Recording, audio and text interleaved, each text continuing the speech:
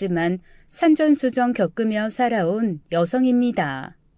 그동안 죽을 고비를 넘긴 것도 몇 번 있어요. 반면에 지금은 예전에 그런 일이 있었나 싶을 만큼 평온하게 살고 있습니다. 경제적으로도 심적으로도 안정을 찾고 살고 있지만 가끔씩 꿈에서 그 사람들이 나올 때면 몸서리가 쳐지곤 하네요. 저는 태어난 순간부터가 지옥이었어요.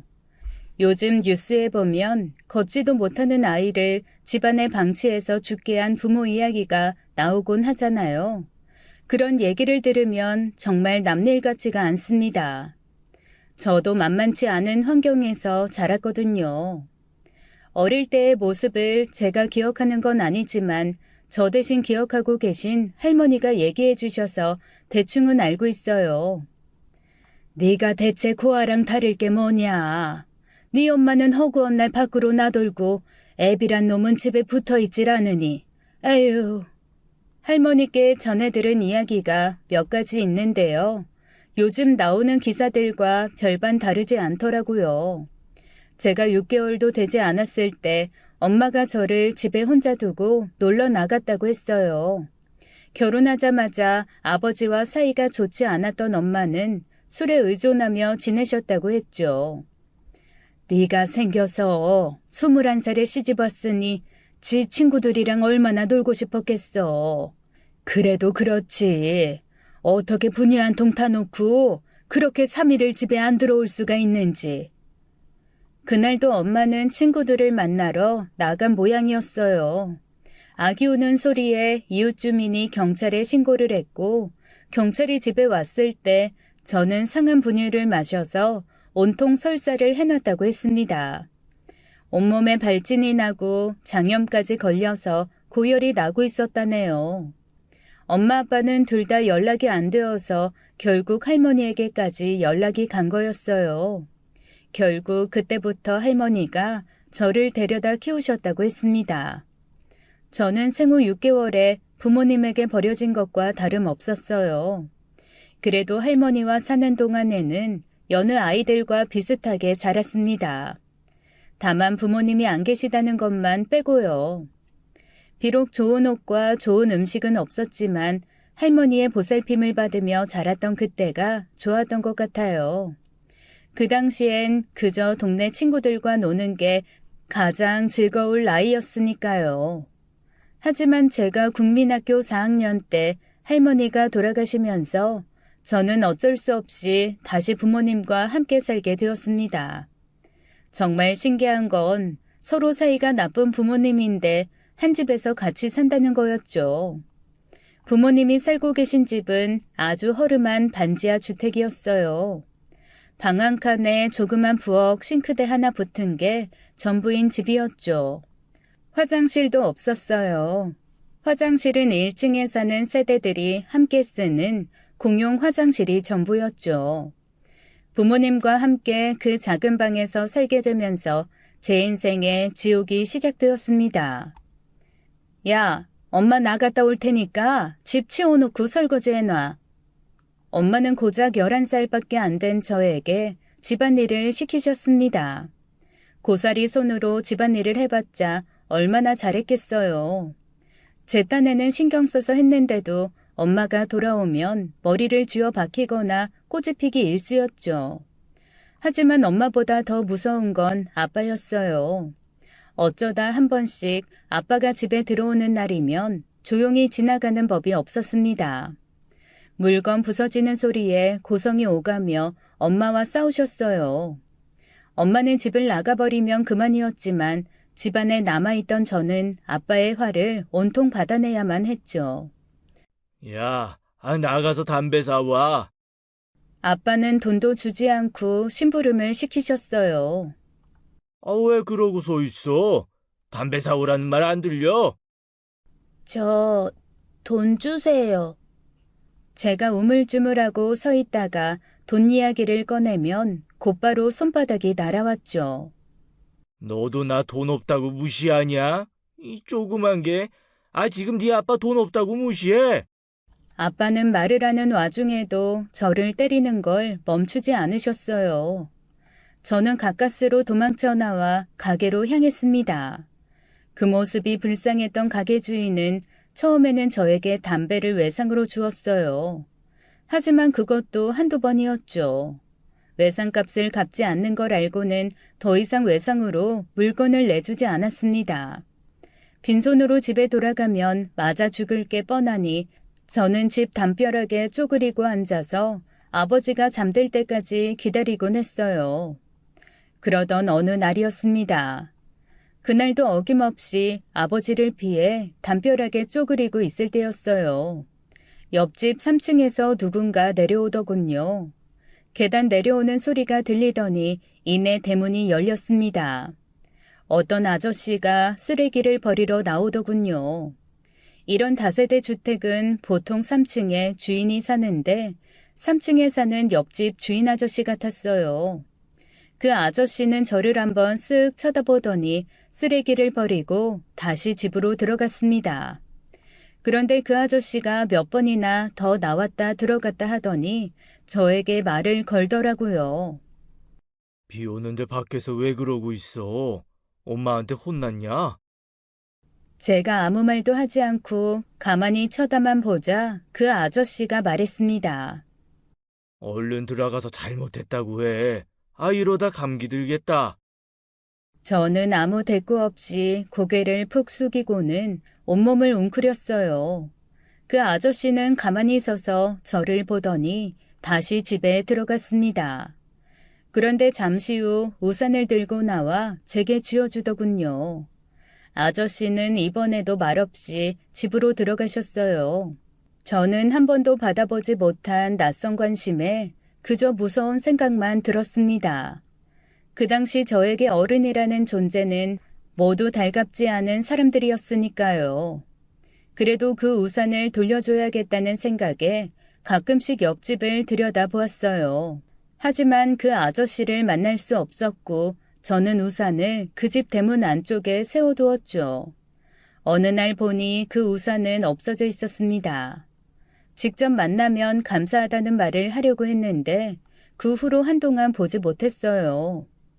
우리 부모님은 여전히 저에게 너무나 가혹한 분들이었습니다. 저는 국민학교 5학년 때부터 돈을 벌러 다녔어요.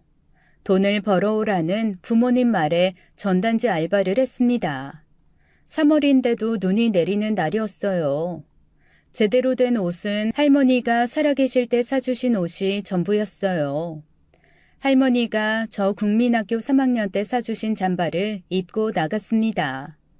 팔이 짧아 손목이 훤히 다 나온 채로 전단지를 돌렸어요. 그나마 다행인 건 제가 잘 먹지 못해서 무척 말랐다는 거였죠. 그래서 그 옷을 껴입을 수 있었습니다. 저는 2년 전과 비교해서 키만 길어졌을 뿐 몸통은 예전과 크게 다르지 않았어요. 전단지 알바를 하고 돌아와 집 청소를 하고 가끔은 아버지를 위해 라면을 끓이기도 했습니다. 아빠는 딸랑 라면 한 봉지를 사와서는 제게 끓이라고 했어요. 그 냄새에 군침을 꿀꺽 삼키면서 한 젓가락 얻어먹을 생각에 설레어 하곤 했었죠.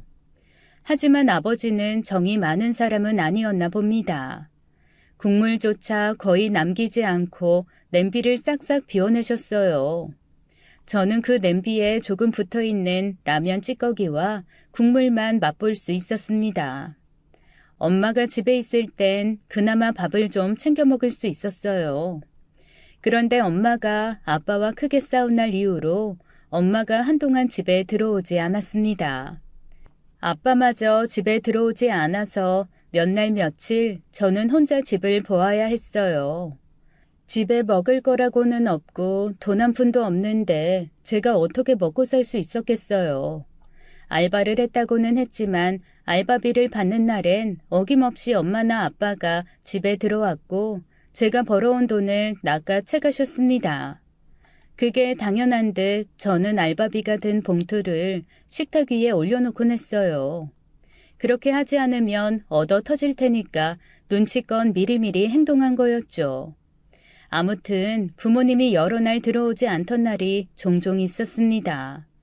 그럴 때면 어김없이 주인집 아주머니가 찾아와 욕을 한 바가지 퍼붓고 가곤 하셨어요. 너네 엄마 아빠 또 없어? 대체 월세를 몇 달째 안 내는 거야. 아유, 지겨워 정말. 다음에 보면 내보내든가 해야지 원. 주인 아주머니는 분이 안 풀리는지 한 번은 제 머리를 쥐어받고 가신 적도 있었어요. 돈이 없는 서름과 무시당하는 기분을 뼈저리게 느끼는 10대 인생이었죠. 하지만 그보다 힘든 건 바로 굶주림이었습니다. 집에 먹을 것도 텅 비고 주머니에 100원짜리 한 장 들어있지 않을 때였어요. 하필 그때 부모님 두 분 다 집을 며칠째 안 들어오더군요.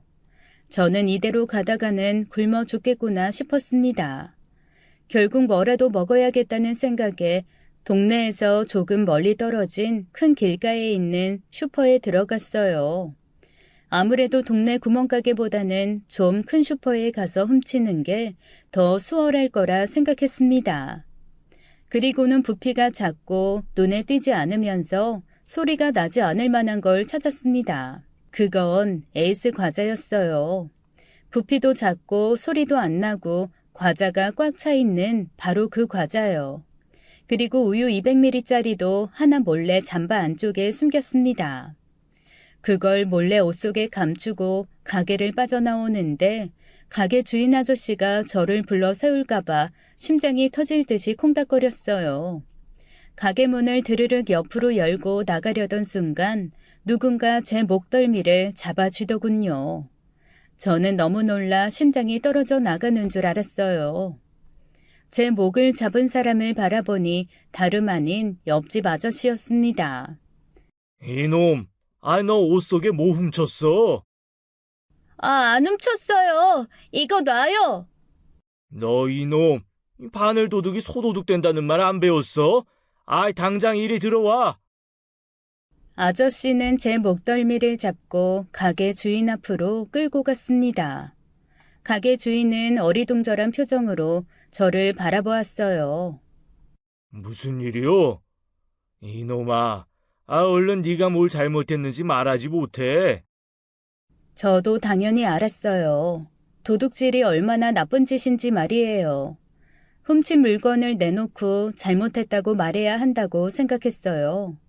그리고 잘못했다고 말하려던 그 순간 말 대신 울음이 터져나왔습니다. 저는 그대로 으앙하고 울어버렸어요. 그러고는 배고파서 그랬다고 앵무새처럼 반복해서 대답했죠. 눈물 범벅이 된 얼굴을 닦으려고 손을 들어 올리자 옷 속에 감춰뒀던 과자와 우유가 떨어졌어요. 경찰서에 가거나 아주 크게 혼이 날 거라 생각하니 겁이 났습니다. 그런데 가게 주인 아저씨가 괜찮다며 달래주더라고요. 옆집 아저씨는 얼굴이 벌개져서는 어쩔 줄 몰라 하는 모습이었어요.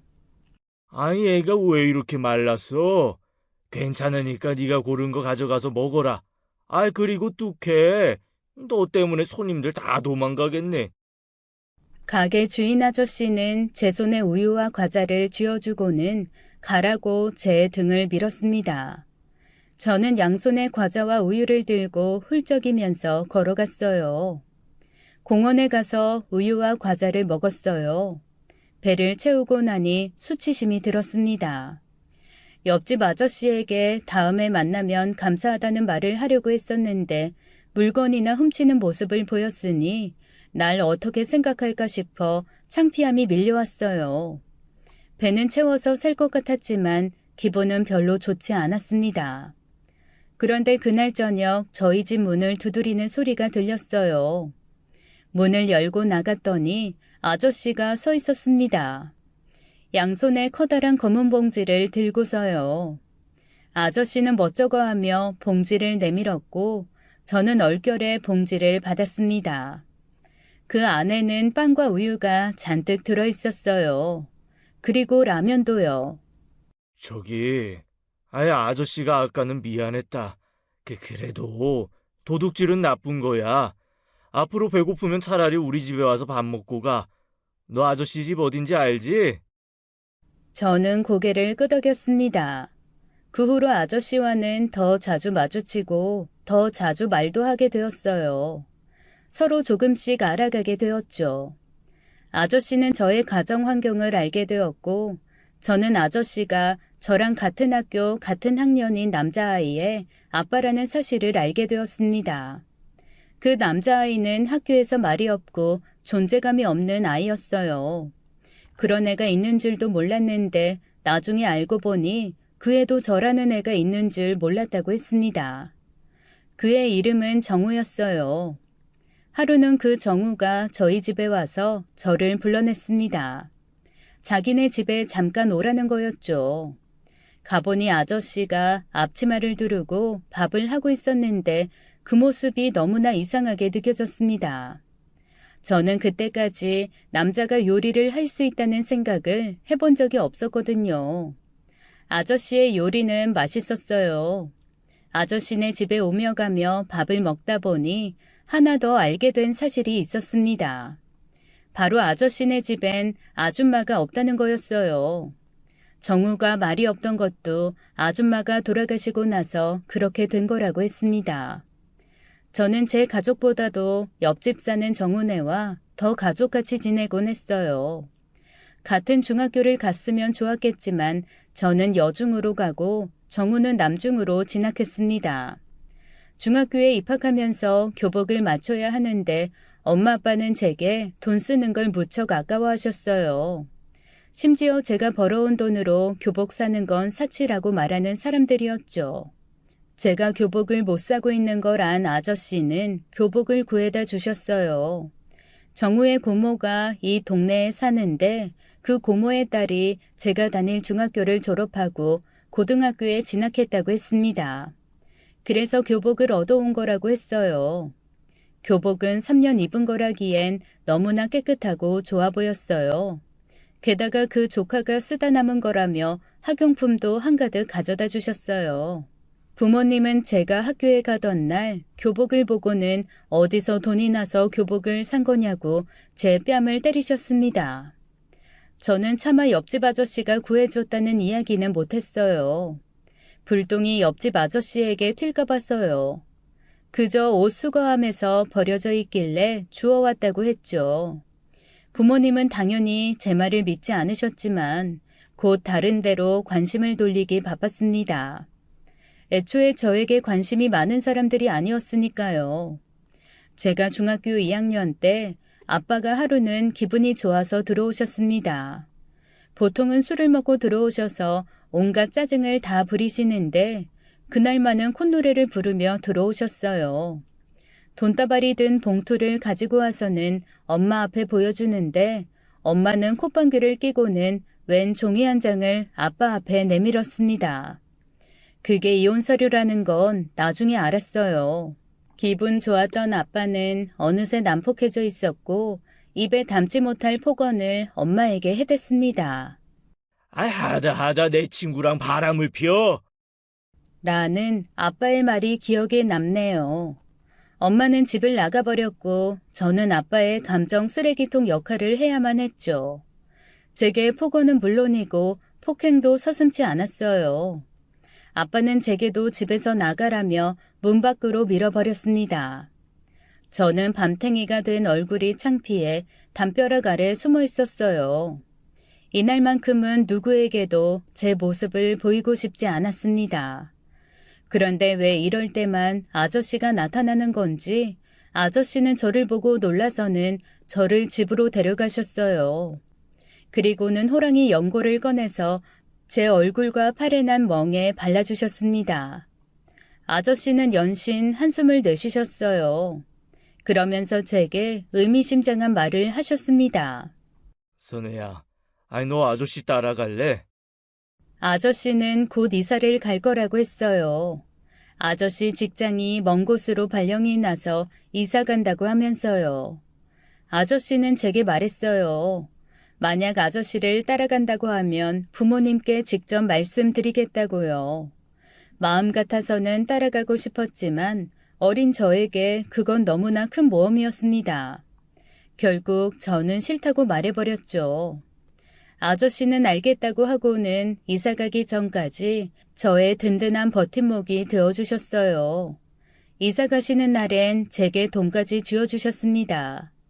저는 고등학교에 입학하게 되었어요. 그때부터는 제게 생지옥이 펼쳐졌습니다. 엄마가 떠난 후로 아빠는 정신이 이상해진 것만 같았어요. 밤만 되면 저를 엄마로 착하기라도 하는지 자꾸 안으려고 하셨거든요. 저는 집에 가는 게 너무 무서웠어요. 결국 학교가 끝나면 도서관 문이 닫힐 때까지 그 안에 있었습니다. 혹은 알바를 하러 가던가요. 제가 할 일이라고는 돈을 벌던가 아니면 책 보는 것밖에 없었죠. 성적은 좋은 편이었습니다. 지금 생각해도 저는 제가 참 대단한 것 같아요. 그런 환경에서도 공부를 했다는 것 자체가 말입니다. 저는 머리가 나쁜 것 같진 않았어요. 공부하는 게 재미있기도 했고요. 그래서 그런지 공부 시간을 투자하는 만큼 결과가 잘 나오곤 했습니다. 수능을 잘 보게 되었지만 대학 입학은 할 수 없었어요. 서울에 있는 대학에 합격했지만 등록금이 없었거든요. 저는 그래도 일말의 희망을 가지고 아버지께 합격 통지서를 보여드렸지만 돌아온 대답은 어처구니 없었습니다. 너 혹시 돈 좀 있냐?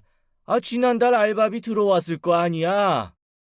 등록금 좀 주실 수 있냐는 뜻으로 보여드린 합격 통지서였는데 오히려 저한테 돈을 달라는 말에 일말의 희망이 산산조각 나더군요. 기대를 한 제가 바보였어요. 저는 고등학교를 졸업하자마자 김밥집에 취직했습니다. 김밥집은 집에서 꽤 멀리 떨어진 곳이었어요. 지하철로 1시간은 가야 했죠. 일부러 집에서 먼 곳으로 구한 거였어요. 일자리가 정해지자마자 집에서 나왔습니다. 정말 무작정 나왔어요. 처음 며칠은 지낼 곳이 없어서 지하철 역사에서 지냈습니다. 하지만 노숙자 아저씨들이 관심을 갖고 제 주변을 기웃대는데 너무 무서웠어요. 도저히 안 되겠다 싶어서 돈이 너무나 아까웠지만 찜질방에서 지내게 되었습니다. 김밥집에서 김밥을 말면서 번 돈으로 아주 작고 허름한 방을 구했어요. 정말 누우면 더 이상 공간이 나오지 않을 만큼 작은 방이었어요. 일용직 하는 사람들이 잠만 자고 가는 아주 싼 방이었죠. 그래도 정말 좋았던 건 제가 일해서 번 돈을 뺏어가는 사람이 더 이상 없다는 거였어요. 한 푼 두 푼 모으는 재미가 너무나 좋았습니다. 얼마 모으면 어느 집으로 이사 가야지라고 계획하며 앞으로 좋아질 미래만 꿈꾸었어요. 대학 학비를 모으는 게 제 인생의 낙이었죠. 하지만 혼자서 생활비와 거주비를 해결하고 돈까지 모아서 학비를 마련하기란 쉽지 않았어요. 4년이라는 시간이 훌쩍 지나갔지만 저는 여전히 대학 문턱도 밟아보지 못했습니다. 그래도 공부에 손을 놓지 않고 틈틈이 책을 보았어요. 그런데 제게 기적 같은 일이 생겼습니다. 우리 김밥집에 옆집 아저씨가 나타났거든요. 아저씨는 저를 한눈에 알아보았어요. 너 선혜 아니니? 정말 오랜만이네. 이야, 몇 년 사이에 아가씨가 다 됐어. 너 여기서 알바하는 거야? 아저씨, 잘 지내셨어요? 저 여기 알바 아니고 직원이에요. 벌써 4년째 일하고 있고요. 이 동네엔 어쩐 일이세요? 아저씨는 볼 일이 있어서 이 동네에 들렀다가 점심을 먹으러 온 거라고 하더군요. 이런 우연한 만남도 있구나 싶어서 너무 신기했습니다. 그게 운명인 줄도 모르고 말이에요. 아저씨는 이곳에서 4년이나 김밥을 말고 있다는 제 이야기를 듣고는 표정이 어두워지셨어요. 그러면서 제게 핸드폰 연락처를 알려주셨죠. 이렇게 만난 것도 인연인데, 무슨 일 있으면 아저씨한테 연락해라. 알겠지? 저는 그동안 핸드폰을 가져본 적이 없었어요. 그런데 아저씨의 저 말 한마디에 공짜폰을 개통시켰습니다. 아저씨에게 제 연락처를 알려주고서 가끔씩 연락을 주고받았습니다.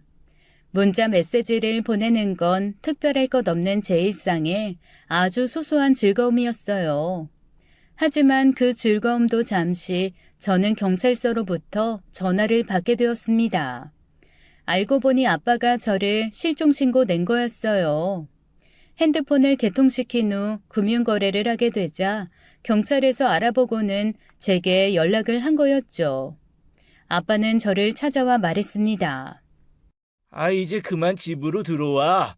그동안 너 키우느라 고생했는데 이제는 네가 아빠 모시면서 살아야지. 아예 안 그러냐? 도대체 절 키우면서 무슨 고생을 했다는 건지 전혀 이해가 안 되는 말이었어요.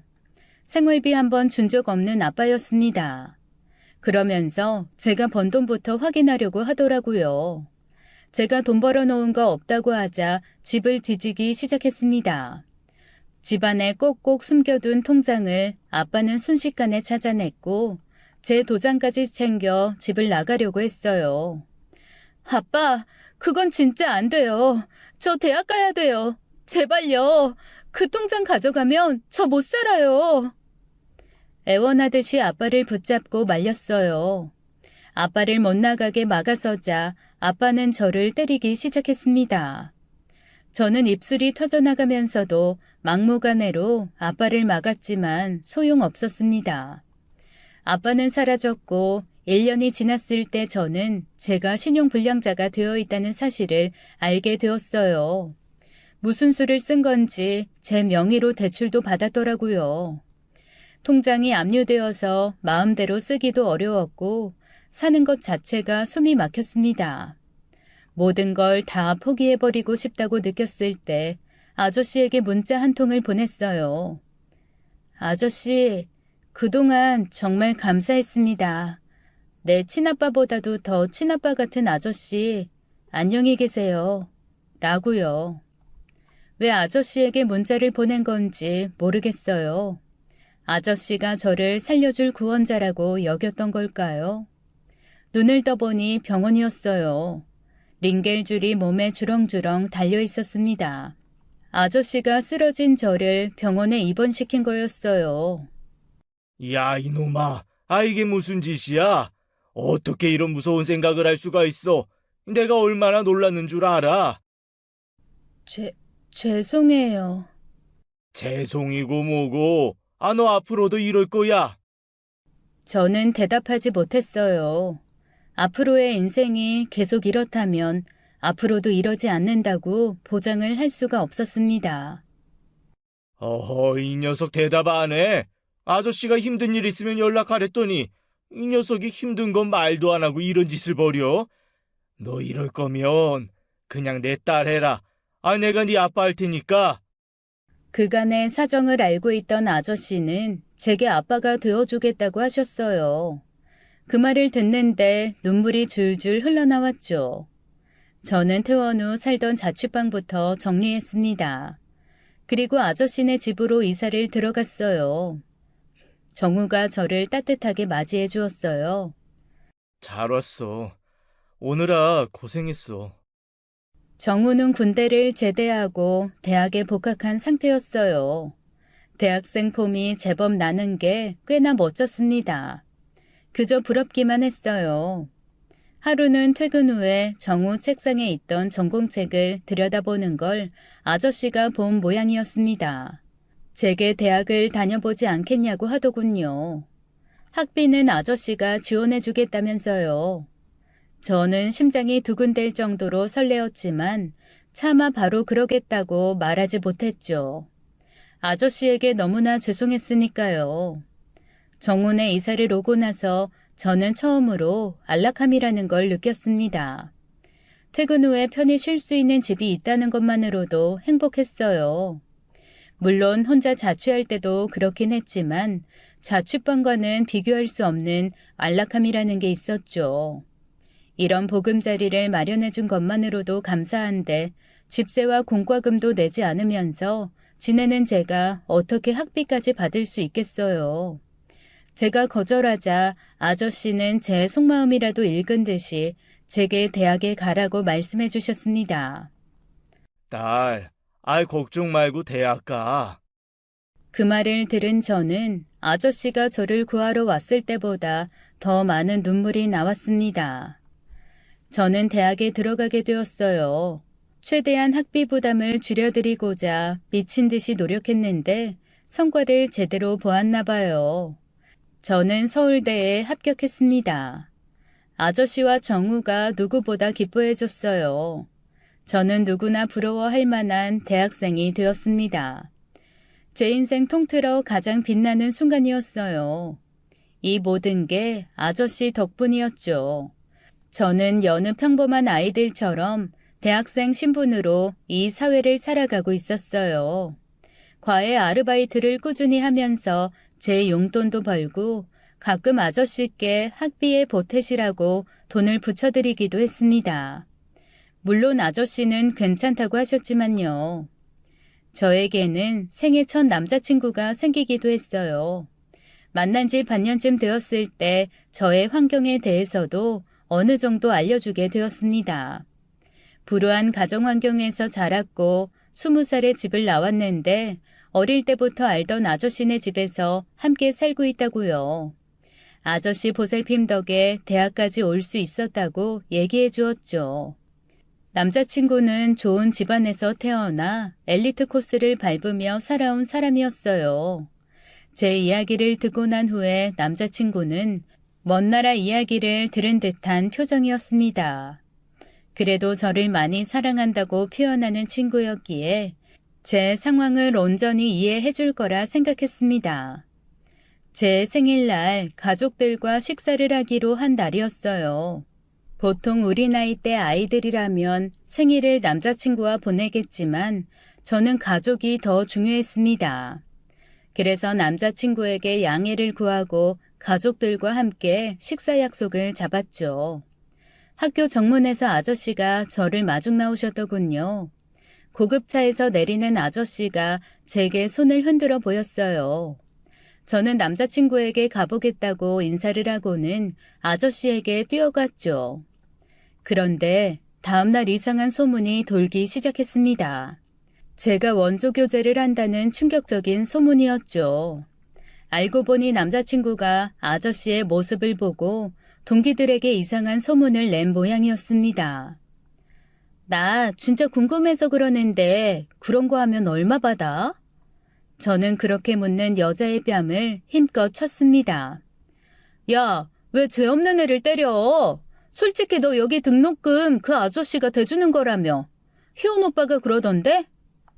말이 어떻게 와전되면 제가 몸 팔고 대학 등록금을 받는 애가 된 건지. 참 사람 말이라는 게 이렇게 무섭더라고요. 그리고 그런 말을 하는 사람들은 더 무섭고요. 제가 아무리 아니라고 해도 사람들이 안 믿어주면 아무 소용 없었습니다. 저는 돈 때문에 저보다 20살 넘게 차이가 나는 아저씨네 집에 들어가 사는 해픈 여자가 되어 있었어요. 저는 남자친구에게 따져 물었고 남자친구에게서 돌아온 대답은 너무나 어처구니 없는 것이었어요. 야, 솔직히 어떤 미친놈이 아무 조건 없이 근본도 모르는 애를 데려다 키우냐? 아니, 성인이니까 키우는 것도 아니지. 솔직히 데리고 사는 거지. 네가 그 집에서 그 남자한테 뭘 해주는지 내가 알게 뭐야. 안 그래? 솔직히 이상한 의심 드는 내가 이상한 거냐? 아니면 아무 의심 없이 그 집에 들어가서 사는 네가 이상한 거냐? 남자친구는 오히려 제게 그 아저씨에게 불순한 의도가 있는 게 분명하다며 몹쓸 짓 당하기 전에 그 집에서 나오라고 하더군요. 사람들의 시선에 저는 정말 치가 떨렸습니다. 남자친구와는 그대로 헤어졌고 저는 대학을 졸업하는 동안 그 누구와도 마음을 트고 지내지 않았습니다. 그게 남자건 여자건요. 그 후에도 몇 번 그런 나쁜 시선을 받았습니다. 함께 살면서도 아버지라고 부르지 않고 아저씨라고 부르니 동네 사람들이 이상하게 여긴 거였어요. 굳이 말로 듣지 않아도 이상한 눈초리로 저와 아저씨를 위아래로 훑는 사람들을 보면 죄를 짓지 않았는데도 마음이 불편해지곤 했습니다. 그 사실을 알게 된 아저씨는 저에게 진지하게 물었습니다. 자신의 법적인 양딸로 들어오는 게 어떻겠냐고요. 아저씨가 저를 성인 입양해서 양딸로 삼겠다는 거였죠. 그동안 딸처럼 아버지처럼 지내왔지만 이번 일을 계기로 법적인 절차를 제대로 거치자는 거였어요. 저는 아저씨는 물론이고 정우에게 민폐를 끼치고 싶지 않았습니다. 아저씨에게 재산이 꽤 많았기 때문에 혹시라도 내가 양딸이 되겠다고 하면 정우가 저를 오해할까봐 무섭기도 했어요. 제가 재산을 노리고 양딸로 들어온다고 생각할 수도 있잖아요. 그런데 오히려 정우는 제게 양딸로 들어오라고 하더라고요. 네가 양딸로 들어온다고 해서 우리 가족이 지금이랑 달라질 거 아무것도 없어. 오히려 난 좋은데 네가 나랑 계속 가족으로 묶이는 거니까 앞으로 혼자라서 외로울 일도 없고 큰일 겪으면 의지할 사람도 생기고 난 여러모로 좋을 것 같아. 정우의 설득까지 더해서 저는 성인 입양을 하기로 마음먹었어요. 하지만 숨은 복병이 있었습니다. 아저씨와 제가 원한다고 해서 성인 입양을 할 수 있는 게 아니었습니다. 제 친부모님이 살아계시니 두 사람의 동의가 있어야 했죠. 두 번 다시 연락하고 싶지 않은 사람들이었지만 어쩔 수 없이 연락을 취하게 되었어요. 아빠는 연락이 되었지만 엄마는 연락이 되지 않았습니다. 양쪽 다 동의를 받기 어려웠어요. 엄마는 연락이 안 되어서 법원에서 엄마에게 의견서를 제출한 상황이었습니다. 아빠의 동의를 구하기 위해 만난 날 아빠가 저를 이상한 눈초리로 보았습니다. 말하지 않아도 알 수 있었어요. 저와 아저씨의 사이를 의심하는 나쁜 시선이었죠. 아빠는 자신의 생각을 숨기는 사람이 아니었어요. 아저씨에게 한 첫마디는 경악스러웠습니다. 나이 차도 많이 났는데 넌 저런 남자가 뭐가 좋다고? 이봐, 돈 좀 있다고 젊은 애 데려다가 옆에 앉혀놓는 거 법에만 안 걸리지 양심 없는 짓 아니요. 아니 뭐라고요? 아빠 입에서 어떻게 그딴 말이 나와요? 아빠가 나한테 무슨 짓을 했는데?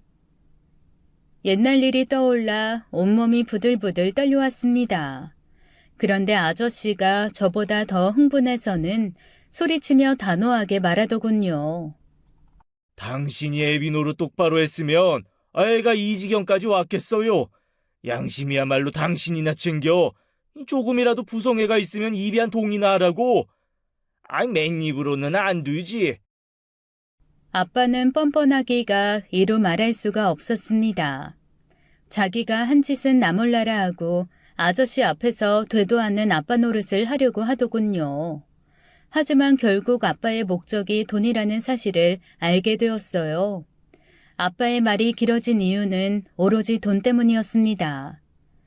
그딴 돈 내가 줄 테니까 동의나 해줘요. 아빠는 능글맞게 얼마나 줄 수 있냐고 물었습니다. 제가 아무 말도 하고 있지 않자 아빠가 터무니없는 액수를 말하더군요. 그래서 입양 안 가겠다고 했습니다.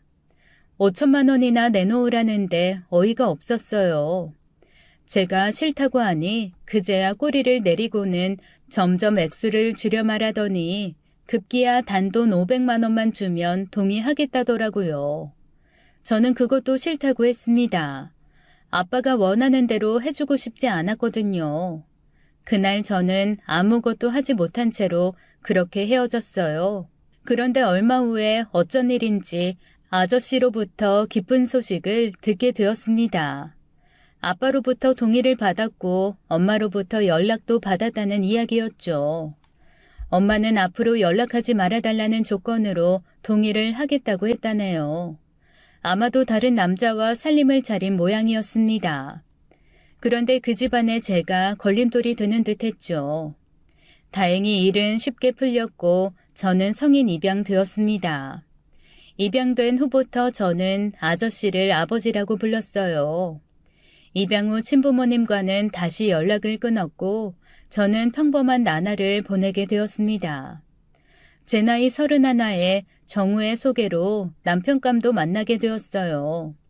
정우 소개인 만큼 남편감 인성은 정말 좋았습니다. 돈을 많이 버는 직업은 아니었지만 언제나 자신감이 넘치는 모습이 좋았어요. 게다가 정의로움도 남다른 사람이었죠. 옆에 함께 있기만 해도 듬직하고 믿음직스러운 사람이었습니다.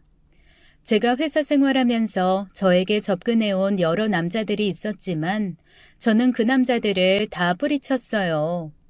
그저 예쁘장한 겉모습에 좋은 학벌, 좋은 직업인 저의 겉모습만 보고 접근한 남자들이 나중에 저의 속사정을 알고 어떻게 변할지 알 수 없는 일이었으니까요.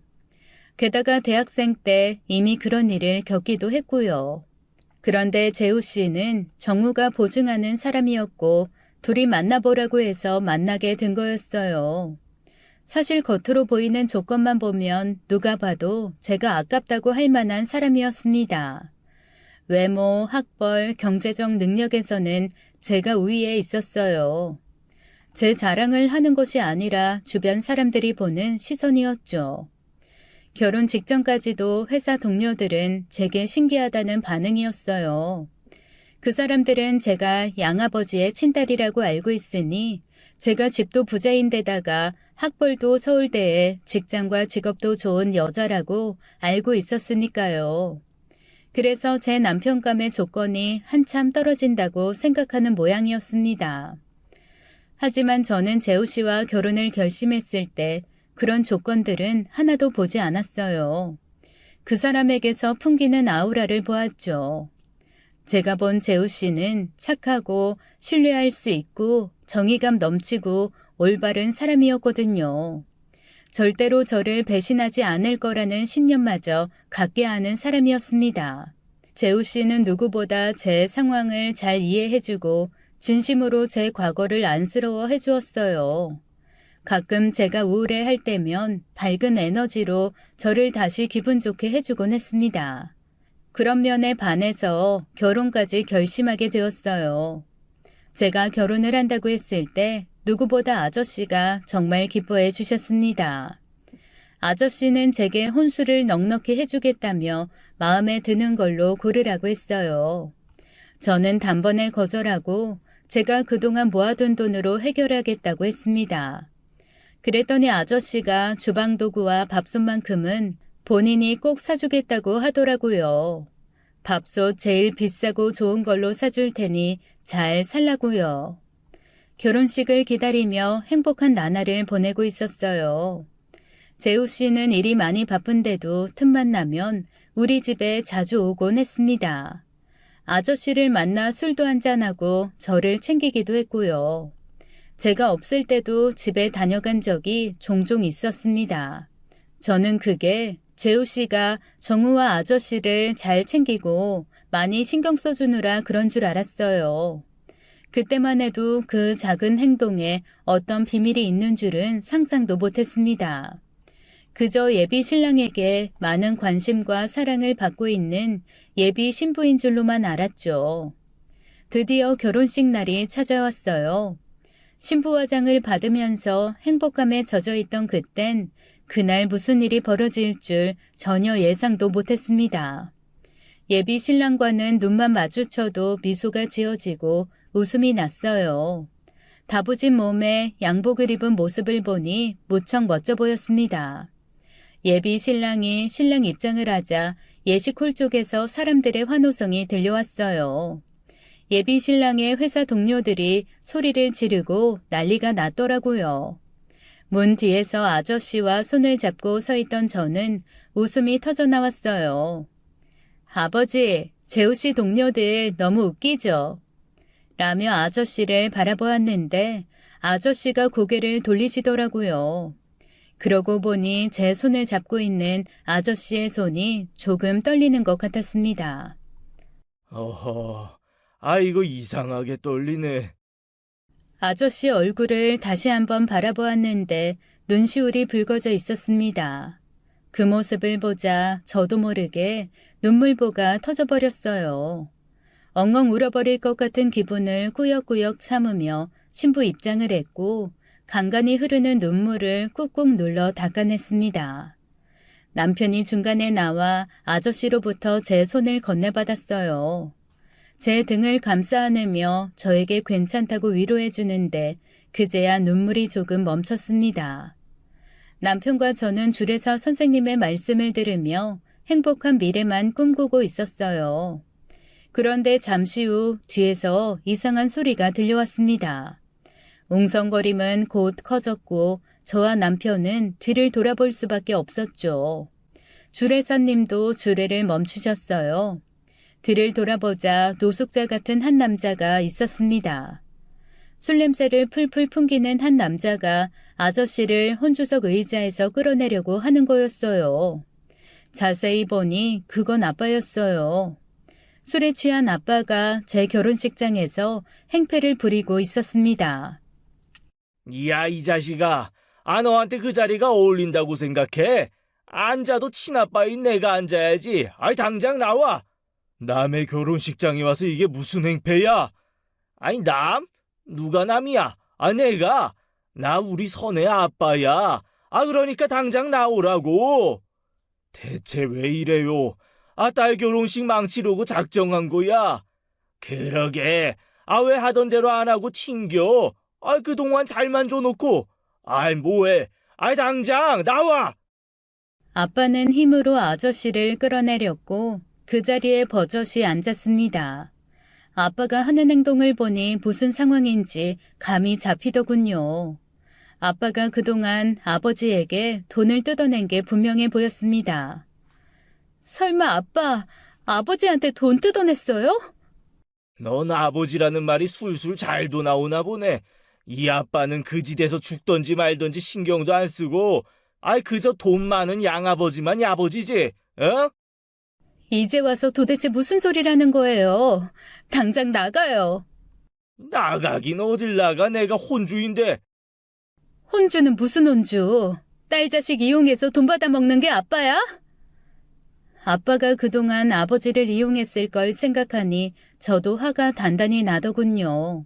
결혼식이고 뭐고 체면이고 뭐고 저도 아빠한테 대들었어요. 그런 모습에 아빠는 더 욱했는지 정말 해서는 안 될 말까지 하더군요. 이 환양년 같은 게 좋은 집에 시집가니까 눈에 뵈는 게 없냐? 넌 아주 좋겠다. 이 다리만 벌리면 세상 살기가 쉬워서 네 엄마랑 아주 하는 짓도 똑같아. 어떻게 그런 말을... 저는 아빠의 말에 너무나 충격을 받아서 그 자리에 주저앉았습니다. 주저앉는 저를 예비 신랑이 붙잡으며 제 편에 서주더군요. 그만하시죠. 아빠 자리 포기하셨으면 그만 나가시라고요. 남편이 무섭고 단호하게 말하는데도 아빠는 멈출 생각이 없더군요. 솔직히 너 저 인간이랑 저 인간 아들이랑 양쪽으로다가 뭐 그렇고 그런 사이 아니냐? 그 말을 듣는데 심장이 떨려서 대꾸할 말도 떠오르지 않더군요. 아빠가 악마처럼 보일 뿐이었습니다. 그런데 그 순간이었어요. 남편이 손을 들어 동료들에게 수신호를 보냈고 이미 객석에서 일어나 있던 곰 같은 사람들이 아빠 주위로 몰려들었어요. 당신들 뭐야? 저리 가! 저리 가라고! 오철우 씨 맞죠? 당신 사기 및 폭행 혐의로 체포합니다. 뭐야? 당신이 뭔데? 경찰이요? 잡아! 그 말이 떨어지기 무섭게 남편의 동료들이 달려들었고 아빠는 혼주석 앞에 놓인 테이블을 뒤엎으며 도망가려 했습니다. 하지만 도망치기엔 이 결혼식장에 모인 경찰과 형사들이 너무나 많았죠. 제 남편이 강력계 형사였거든요. 아빠는 도간에 든 쥐가 되자 품에서 무언가를 꺼내서 휘두르기 시작했습니다. 다가오지 말라고요. 자세히 보니 작은 커터칼이었어요. 아빠는 다가오는 사람들을 위협하면서 저를 힐끔힐끔 보더라고요. 순간 온몸에 소름이 돋았습니다. 아빠가 저를 인질로 잡으려는구나라는 생각이 들자마자 저는 뒷걸음질을 쳤습니다. 그런데 아빠가 저보다 빠르게 제게 달려들었어요. 저는 깍 하는 소리를 지르며 눈을 질끈 감았습니다. 그런데 그 순간 퍽 하는 소리가 들렸어요. 눈을 떠보니 아빠가 바닥에 내동댕이 쳐진 채 입에서 픽거품을 물고 있었습니다. 옆에 있던 곰 같은 남편이 아빠를 돌주먹으로 날려버린 거였죠. 얼마나 세게 때렸는지 아빠는 정신을 못 차리고 그 자리에 넉다운 되었더라고요. 그 사이 아버지가 아빠 손에서 빠져나온 커터칼을 챙겨서 멀리 치워버리셨어요. 일어나지 못하는 아빠를 남편의 동료들이 부축해야 할 정도였습니다. 결혼식은 엉망이 되어버렸고 아빠는 그 자리에서 체포되어 경찰서로 끌려갔어요. 저는 너무 놀라 다리에 힘이 풀려버렸고 제대로 서 있기조차 힘들었습니다. 피로 현장의 혼주 가족들을 위해 마련된 개인 공간에 들어가 간신히 앉았어요. 양가 가족들도 모두 모였습니다. 어머님, 아버님, 죄송해요. 그리고 아버지도요. 재우 씨한테도 내가 면목 없어요. 이게 어떻게 네 잘못이겠니? 우린 괜찮으니까 신경 쓰지 말거라. 가족들 모두 제게 위로를 해주었습니다. 누구 하나 제 탓하는 사람이 없었어요. 그리고 이야기 중에 또 하나 알게 된 사실이 있었죠. 그런데 아빠를 체포해 갔던데 대체 무슨 일이에요? 그리고 아버지한테 찾아와서 돈을 받으려고 했던 것 같던데 그건 또 무슨 소리고요? 도대체 오늘 왜 이 난리가 난 거였는지 알게 되었습니다. 그리고 제가 어떻게 아저씨의 양딸로 들어갈 수 있었는지도요. 아저씨는 아빠에게 따로 연락을 해서 500만 원을 내밀었고 다시는 연락하지 않는다는 조건으로 입양 동의를 받아냈다고 했습니다. 원래 이렇게 금전이 오고 가면 절대로 안 되지만 그렇게라도 해서 저를 친부로부터 떼어놓고 싶으셨대요. 그런데 그게 시작이었던 거죠. 그 후로도 금전 요구는 계속되었나 봐요. 나중에 제가 결혼한다는 소식이 아빠 귀에 들어가자 아빠는 한탕 크게 받아낼 생각이었나 봅니다. 아저씨 집 주변을 배회하며 아저씨만 보이면 돈을 달라고 했던 모양이었어요. 그걸 집에 찾아왔던 남편이 보게 되었고 협박을 당하는 듯한 아저씨의 모습을 이상하게 여긴 남편이 아빠의 뒷조사를 했던 것이었죠. 그런데 알고 보니 사기 및 폭행 혐의로 수배가 내려진 사람이었던 겁니다. 그래서 남편이 종종 저희 집을 찾아왔던 거였고요. 아저씨에게 자초지종을 듣게 된 남편은 결혼 전에 어떻게든 아빠를 잡아서 철장에 넣을 생각이었대요. 왜냐하면 아빠가 이렇게 협박을 했기 때문이었죠.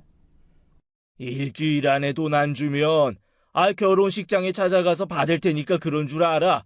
딱 일주일이야. 친딸을 시집 보내면서 3억이나 달라고 하는 아빠가 아버지는 못마땅하셨나 봐요. 아버지는 결국 일주일의 기한 안에 돈을 마련하지 않았습니다. 설마 그래도 아빠란 사람이 자식 혼삿길을 망치겠나 싶었다네요. 그 후로 아빠가 나타나지 않기도 했고요. 하지만 아빠가 나타나지 않았던 이유를 결혼식 날 알게 된 거죠.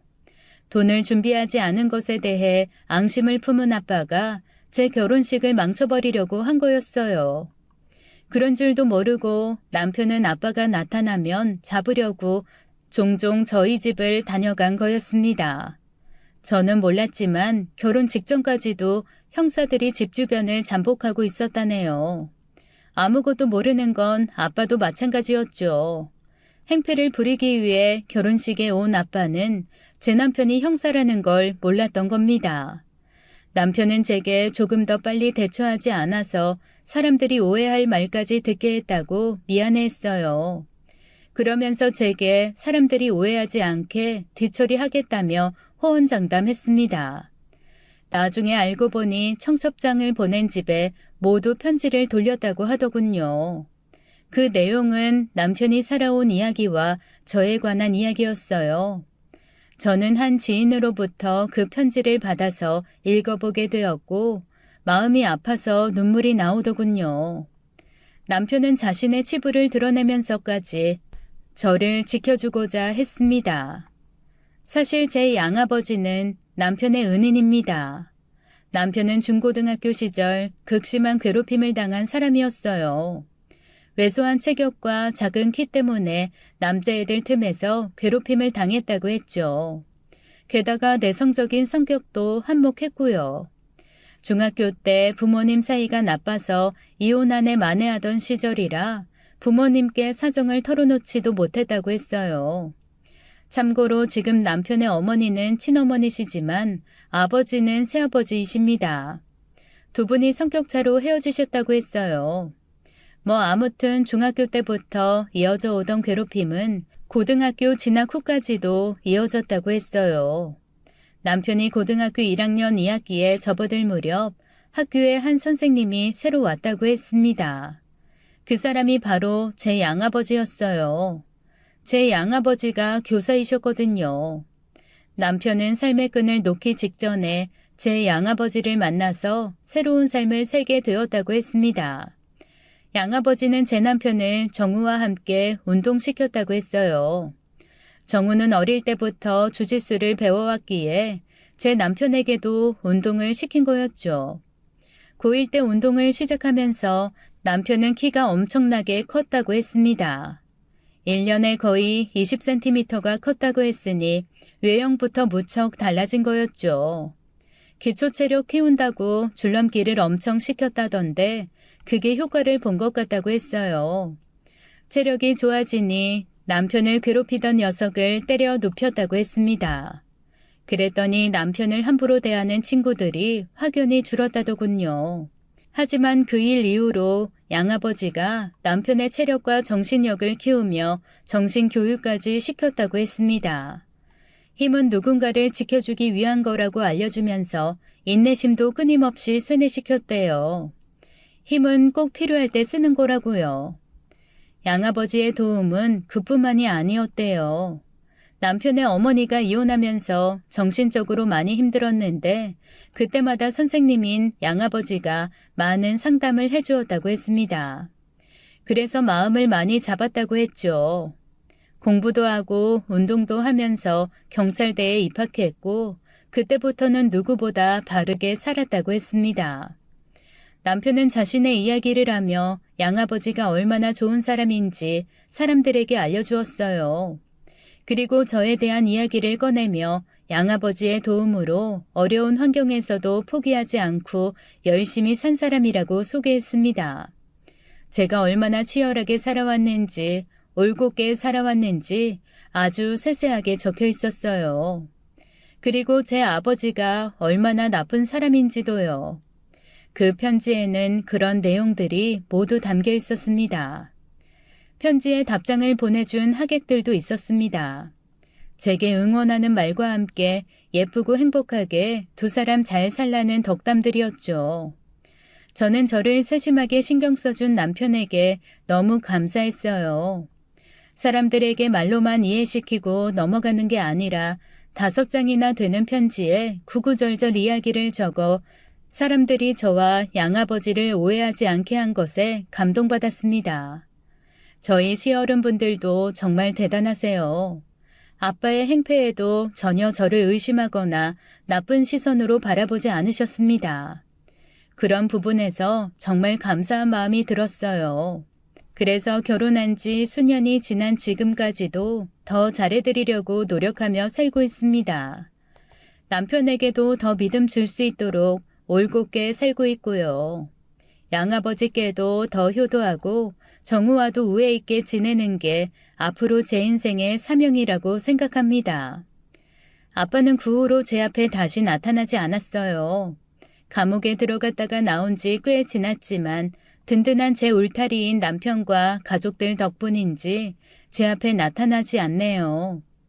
제 남편뿐만 아니라 제게도 은인인 나의 양아버지. 정말 감사하고 사랑한다는 말씀 드리고 싶습니다.